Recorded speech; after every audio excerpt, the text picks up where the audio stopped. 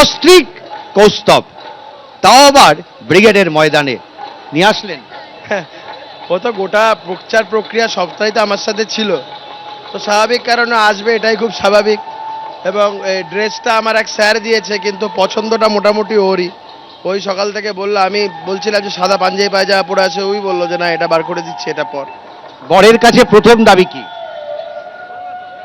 এই যে পশ্চিমবঙ্গে যে শান্তি শৃঙ্খলাটা চলে গেছে, বর যেন বাকিদের সাথে থেকে শুভেন্দুদার নেতৃত্বে সেই শান্তি শৃঙ্খলা ফিরিয়ে আনতে পারে, একজন নাগরিক হিসেবে আমার এটা প্রথম দাবি। আর একেবারে বরের কাছে কি দাবি? বরের কাছে দাবি, যতটুকু সময় ছিল সেটাও অনেকটা কমে গেছে, অনেক খাটাখাটনি হয়েছে, আমি একটু দুটো দিন একটু চুপচাপ ওর আমি একটু নিরিবিলিতে আমি কোথাও একটু ঘুরে আসতে পারি চাই। সেটা বোধহয় এখন সম্ভব হবে না। আমি ওর ইচ্ছাটাকে মর্যাদা দিই, কিন্তু জানি না এই দুটো দিন কবে পাবো।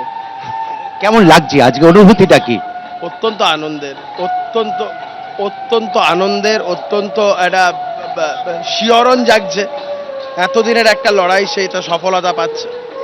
একটা তারা ব্যস্ততার মধ্যেও চুল কাটতে হচ্ছে না, কৌস্তব আবার আস্তে আস্তে সমহিমায় ফিরছে। আশা করছি এবিপি আনন্দের দর্শকদের 10 দিন পরে পুরনো কৌস্তব বাগচিকে তারা দেখতে পাবে।